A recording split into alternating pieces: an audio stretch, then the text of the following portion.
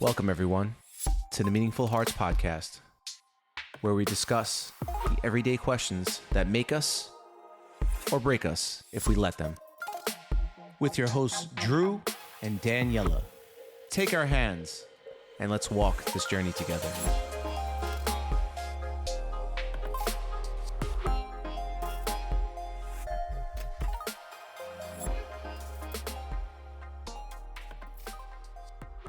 Welcome back, everyone, to another episode of the Meaningful Hearts Podcast with Daniela and Drew.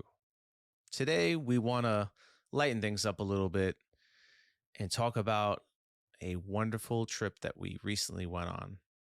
And yeah, we just want to unpack that for you. Daniela, what was the trip like? That's it. We're just going to get right to it. Good or bad? Okay, the end. The trip was honestly amazing. I think that it came at a perfect time personally for me leading up to the trip. There was a lot that was going on professionally and personally. So I was definitely feeling overwhelmed. I was definitely experiencing symptoms of burnout with some of my relationships, like I said, both personal and professional. So it literally came at a perfect time. And, you know, going into it, I knew that we were going to be going somewhere. I knew we were going to be doing some form of camping, but I definitely wasn't expecting to see all that we saw. It was beautiful. For those of you who are located in the United States, if you ever want to enjoy nature, New Hampshire was definitely the place to go. That's where we went. Yeah. I knew that we were going camping. We had a little cabin. I knew that, right? And I had an idea. Yeah. But I think it really hit me when we arrived and where we were. Like, whoa, this is like real wilderness. This is not like a park that you go to your local, 1 hour drive. This is like, I saw signs for like a moose, like stop for moose, break for a moose. And I'm like, moose? I'm like, oh my God. I'm like, not gonna lie. I was like, I'm not built. My mind is not built for this. I've lived in, cities and places where that's not rural and not so underdeveloped as far as wilderness. And I was just like, there was a lot of, it was a sensory overload. And I had to like adapt quickly because I was going to be there for quite a few days, 5-6 day trip. Mm-hmm. So that was definitely a shocker, but in also in a good way. I mean, we see like mountains and there's no houses around, and it was overstimulating, like looking outside in every direction. It was just, wow. Overstimulating in a good way, at least for me. Yes. To just to further specify, because I was thinking New Hampshire is actually pretty big. We went to Twin Mountain. So actually, again, for anybody who lives in the States, sometimes I would see these like bumper stickers on cars that says, or not see bumper stickers, just one that said, or that says, this car climbed Mount Washington. And I never understood like where that was or what that was until we actually did it. That was definitely one of the most phenomenal views I have ever seen. It's exactly 6,288 feet of elevation. Yeah. And it was beautiful. I'm actually, wondering, Drew, if you'd be willing to share what your experience was like going up the mountain and what it was like during and coming down. Sure. I mean, overstimulating in a good way. I wanted to clarify. Now, don't get me wrong. It's more of a shock factor because, like I said, I didn't expect it to be. I've been camping before, but I've never been camping in an area like this before. This is, I was like transplanted from, back home to this is way different.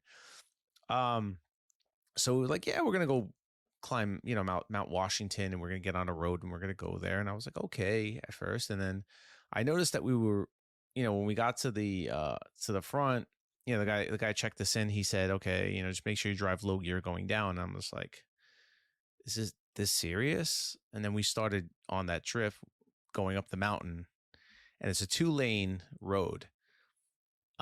As we started to go upwards, I was like, oh my God, this is like serious. This is not a joke. Like, as we're going up the steepness of the actual roadway, and there are people coming back as we're going up, and there's no guardrails. So as we're climbing, I'm starting to look over, and I'm starting to get like I'm starting to get scared because my fear of heights came into effect, right? I was like, oh my God, this is a battle with gravity, right? This is a battle with, I guess, my emotions as far as what I'm seeing. It's beautiful. It's amazing, but it's also like, I'm like scared. So climbing, going up that road was a challenge in itself for me, to get over to work with my fears, right? I had a lot of fears and emotions going into it as we were climbing, and we weren't necessarily going to the top immediately. It's a ways up there. So you stop along the way, you get out, and you see the view as you're climbing. It's jaw-droppingly beautiful along the way. But for me going up, it was pretty scary. Now, in the back of my mind, which made it, I guess made it worse, was, they were saying, like that it's scary going up, but it's way scarier going down. I'm like, oh yeah, I got to go down this thing. I kept looking back like, whoa, I have 2 challenges ahead of me, going up and then enjoying and then going back down.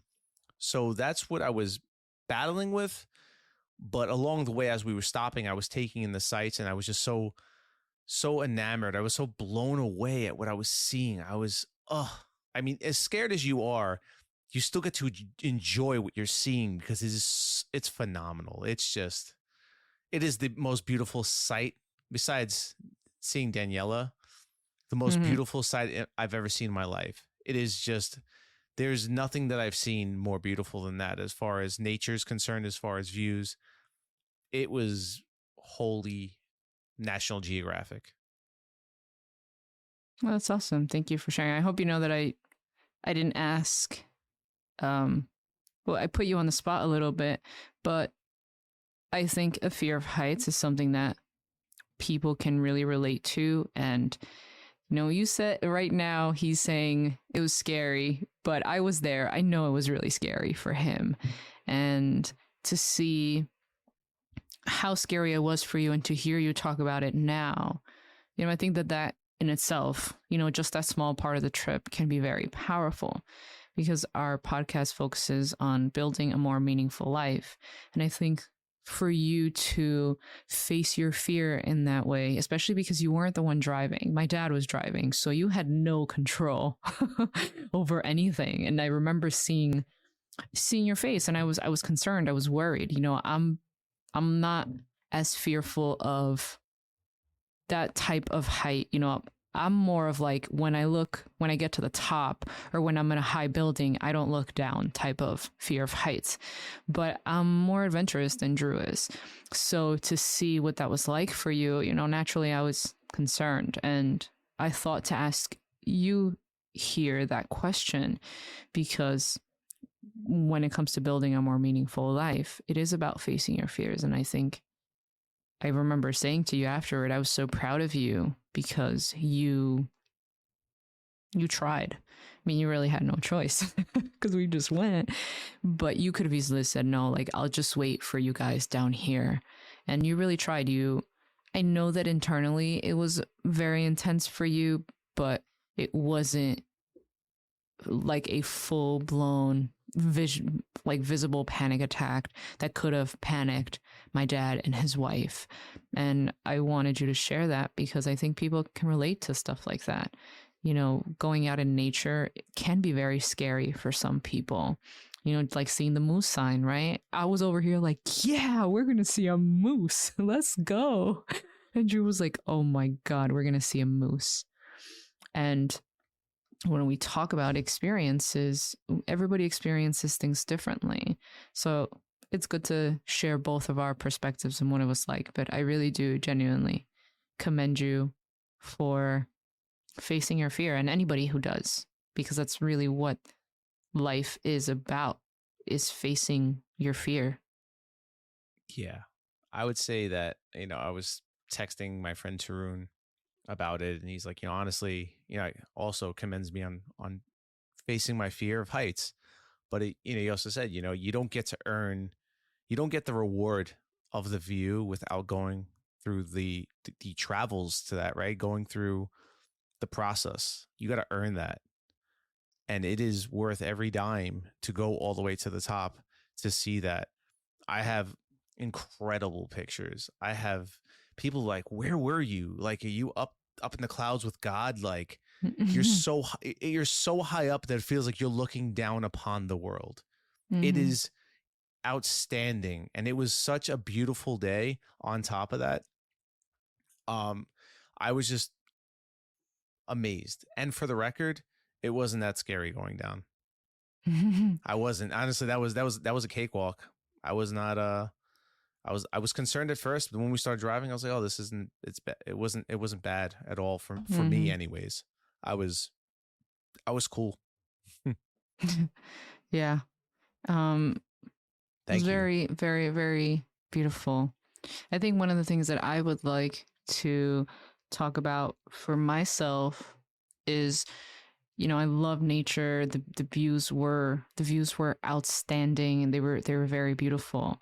But we're raw and we're honest here. And something that happened during the trip was that Drew and I were actually clashing on the trip, because I think we both realized that we each do things a certain way when it comes to certain things, especially with camping. Drew's really good with, firewood, and I, really trust my dad because I've been camping with my dad. So when Drew wanted to do something a certain way, in my mind, I was like, oh no, like, is he just trying to be controlling? And it was the first time, well, maybe not the first time that we've disagreed, but it was the first time I think that we were bickering in the way that we were.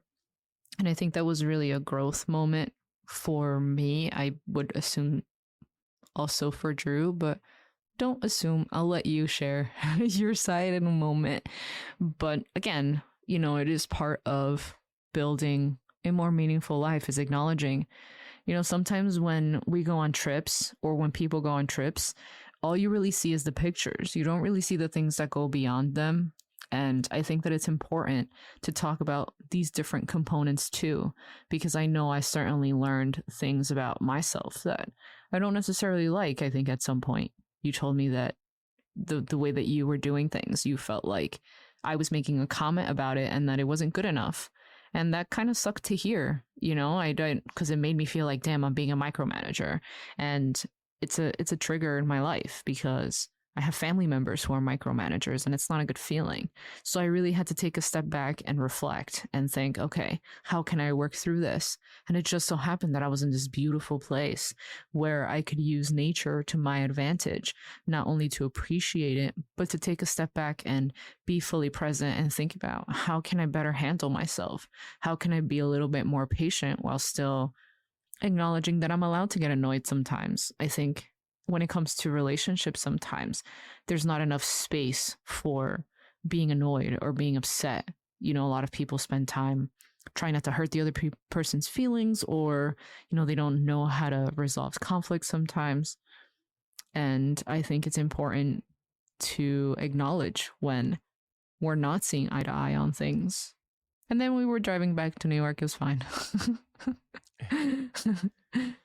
Yeah, I think that it's very important to know to be able to share what you're feeling, allow space for it, and then to let it sit with you and talk about it and resolve it. Right? We're in the resolution business. We're looking to resolve things. We're looking to move forward. We're not looking to win. Right? We're looking to, if anything, we're looking to win together. Right? At the end of the day, keep ourselves together. A lot of people, they don't know how to argue. They don't know how to not argue or fight, or engage in disagreements, or be annoyed or be upset, and they just throw rocks at each other and somebody gets hurt. For us, I guess it was more perspective on how I think I am in a lot of ways. I to an extent, I guess I do micromanage, or I do want things a certain way. And there's been times where I kind of wanted it a certain way, and I told Daniela this is how I want to do it, and she's like, okay, but like, it was like, wow, that's a lot. So I guess getting it in return and getting that perspective, not like, oh, this is just annoying and upsetting, but it was more like, oh, okay, this sucks, but in the end of the day, I also give it. I'm not just receiving it, I also give it. So I understand it. And it's okay. It's okay to have a difference of philosophy. It's okay to have a difference and do things. I think that's the reason why our relationship is so powerful, because we come from opposite sides of the spectrum. We have two ways of doing things. We have these different energies. Her energies are a little more extreme on certain areas, and I am a little more extreme in certain areas. And that's okay. And yes, we're going to clash sometimes, but I guarantee you, us sitting down and talking about it, we're going to understand, let's meet in the middle. Let's, I'm not going to push too hard, and I'll let that be. And that's something I have to work on. That's something she has to work on together. So we learn how to develop and move forward with a new strategy. It's not like, oh, we can never go camping together. We can never go on trips together. That's what a lot of couples do. I'm not going to win. I'm trying to win. You're trying to win. And until this gets resolved, we can never do anything else together moving forward. This is always going to be a problem. And that's not how it is. It's like, okay, we're going to resolve this. We're going to learn how to coexist in these scenarios and adjust. And we will. And that's... Yeah. Yeah, I definitely agree. And I think something else that we're learning to apply is allowing space. Like, even when we talk about things, sometimes there's this misconception that just because you talk about things means that like everything is okay now. There are times where just because we talk about it, I might still be a little bit annoyed, or you might still be a little bit annoyed. Yeah. And I think being in nature and being on this trip really, at least for me, it really allowed me to reflect on, how I value my space, and how just because I value my space doesn't mean that I don't care about you or I don't want to be with you. I think people often think that, you don't want to be near me. Oh, you can't stand to be around me now. And it's not like that at all. It's just, we're human. And it was amazing to realize in nature, that we are human. It was a really good reminder. Something else that was really powerful for me during this trip that's not related to our relationship was being on top of Mount Washington, or this other place that we went to that was absolutely beautiful. It's called Echo Lake Beach, for anybody who's curious. It was a small beach, like lake, and it was literally, I don't know how else to describe it, but it was like at the bottom of like the most beautiful mountains, where the two mountains met in the middle. And I remember being there in the water. It was awesome to be able to go in the water. And, it also comes to show you don't always have to be prepared for things, because we didn't expect to be at a beach. I was wearing a t-shirt and shorts, and I was like, I'm not going to let the fact that I don't have a bathing suit or the proper gear. I'm going to go in this water and I'm going to enjoy it. And when I was there, I remember thinking, sometimes we get so wrapped up in all the little things in life that we really do. It sounds so cliche, but we forget to appreciate how beautiful life really is. And being in that lake, being at the top of the mountain, doing the hikes, being with my dad and his wife, who we had a really good time with. They're really wonderful and thoughtful people, and they're adventurous, and they're willing to be uncomfortable. They're willing to go the distance, willing to be challenged. It was just very, very beautiful of a moment for me, where I was like, wow, like what was I even complaining about last week?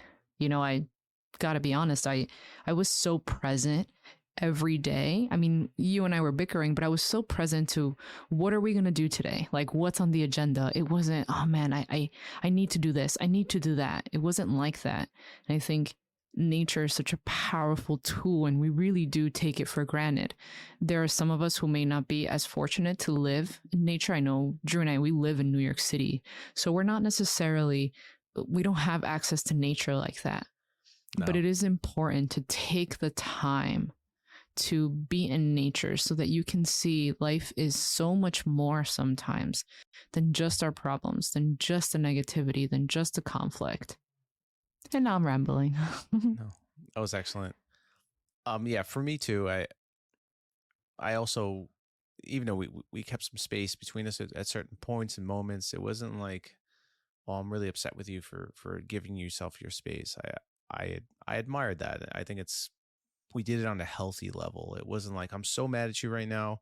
Don't look at me. Don't talk to me. It wasn't like we weren't acknowledging each other. We were so mad at each other. No, it was just like, this sucks that's going on, but I love you very much. And I'm enjoying the experience with you. We're going to have a good time together, but it was just certain things here and there. And it is what it is. But some people let it ruin their trip.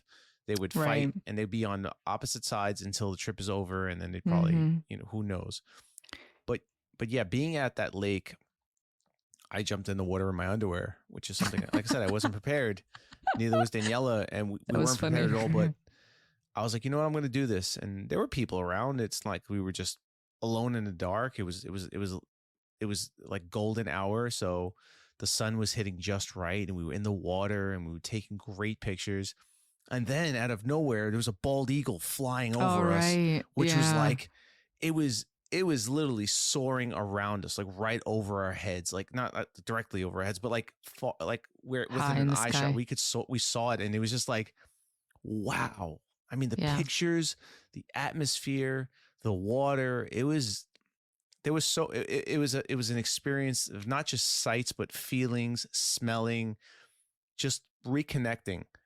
And it really did. There were some challenges amongst ourselves, going the distance. The weather wasn't always perfect. It was raining.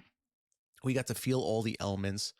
I think also, which was awesome, is because there wasn't really much cell phone service. So you weren't on social media or anything. There was a little bit of internet where we were, and we could, we needed to do something we could, but for the most part, we weren't connected to our devices like that. I was using my phone that was my video camera. That was my picture. That was my tool that I used to document our trip and take great photos that I can look back at, and which we're going to put the video together and we're going to make something out of it. But it was just amazing. Even the meals that we had together, they weren't 5-star restaurants. We weren't going out to eat. We were managing our refrigeration system. Make sure we had enough ice, and we were taking things out and putting things back in. And some things got too many people. That was me. She was doing the organizing, but I was pulling stuff out back and forth. It's like we all had jobs on the camp, and we were making breakfast, and somebody washed dishes, and we had to walk over and do it. It was so great to wake up in the morning and have a breakfast and talk about our day and just set up for the day, and then be tired by the time you got back because you walked so much. These are simple things. These aren't $1 million 5-star resort things. These are simple things that anybody can do. And I think that if you have a family or friends, you want to reconnect with each other and really communicate on that level and get to know what you're made of. These are the types of trips you need to go on. Yeah, I definitely agree.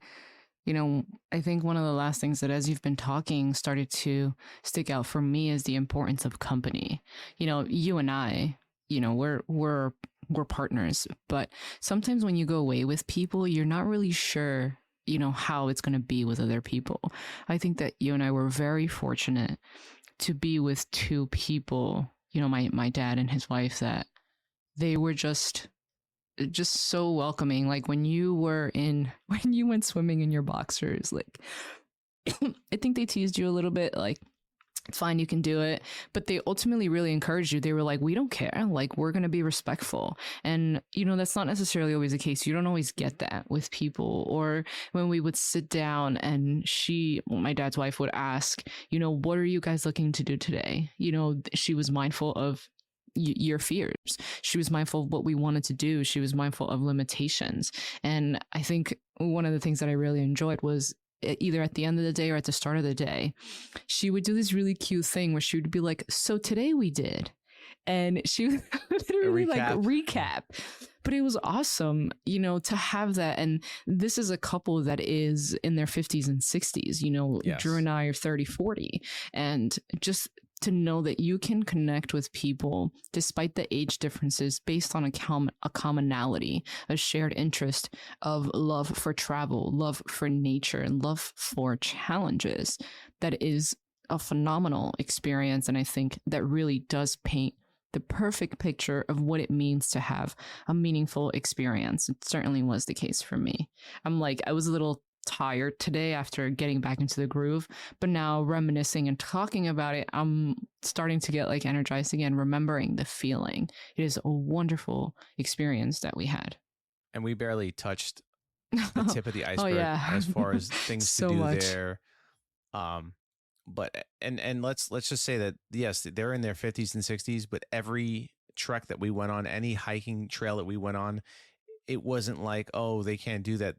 They were right behind us, right with us, walking and going the distance. I remember we were going to that one waterfall, and how it was only 1.5 miles, but we were working up and then we had to go down. There was rocks and it was sketchy, and your dad was struggling, but he didn't want to give up, and he made it the whole distance. And the payoff was obviously finding this beautiful place where there's water, and it's just we forgot about how tired we were at that moment, or whoever was exhausted or hurting or in pain, and we took great pictures, and it refueled us. And then we actually met a couple, because we didn't bring enough water with us. There was a couple there with their kids, and they actually gave us a bottle of water. And that just refreshed us. Like, just that, it's meeting them, having a drink of water, and just taking it all in, just changed everything. And our trek back, even though it was a little bit of a tough one and it was getting dark, it was amazing. You really just, you go through spurts of turmoil, you go through spurts of challenges, you go through spurts of the elements. But I think that's what makes it so amazing. There's nothing out there that's going to challenge you like nature. Nature is unforgiving. Nature is beautiful. Nature provides. And unless you get a chance to go out there and really experience these things, there's nothing like it on Earth. And it's always the cheapest thing. Nature is the cheapest thing you can do. And it gives the most back to you. And I'm very much appreciative. That is the best trip I've ever been on in my life. Hands down. Yeah. Wow. Ditto. Yeah, I think that what you were sharing just now is really a good way to recap the whole idea of what was your podcast first, now it's our podcast, says that life is about challenges, and what better way to overcome these challenges than be in nature. Now, if you're not a nature person per se, that doesn't necessarily mean that you can't become one. You don't have to go on, really strenuous hikes. You don't have to go, to Mount Washington, but it really is about looking at the bigger picture. If you have a garden or a park nearby, what is that like for you? Can you go there with a friend? Can you go there with a family member? Can you reflect on your life? I think ultimately there's so many aspects of building meaning within everything that we've just shared. We definitely encourage nature, but it's also at your pace. It's at your comfort level. We really are at a point in our lives where we're really challenging ourselves. We're really growing. But, 6,000 feet in elevation might be a lot, and that's okay. But maybe try 100 feet in elevation, 200 feet, go up a hill. I don't know. Something. Yeah. I've never hiked in my life. And here I am. I don't know how many hikes we've went on already, but we went through a lot, right? Yeah, we've done, just this trip alone, I think we did maybe 3 or 4 hikes, I think. We did 2 earlier this summer. We did a few last year, different places, and it is awesome. Yeah. I think that, like I said, you have to start somewhere, and then you'll find the hunger.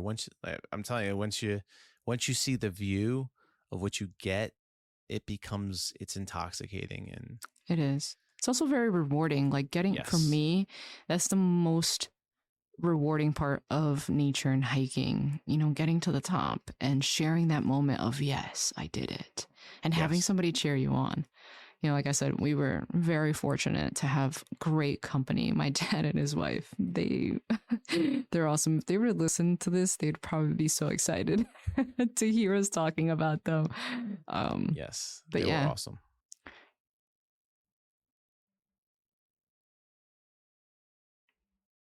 Very much so. It was magical. Yeah, it definitely was. And I think, this is a good, I guess, a good stopping point, or to put a pin in it until our Yes. next episode. Yes.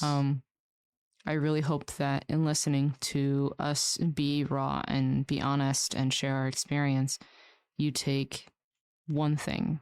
I go back to this time and time again. One of my favorite aspects of the Meaningful Hearts podcast is when Drew would say, if I could help one person, then that means a lot.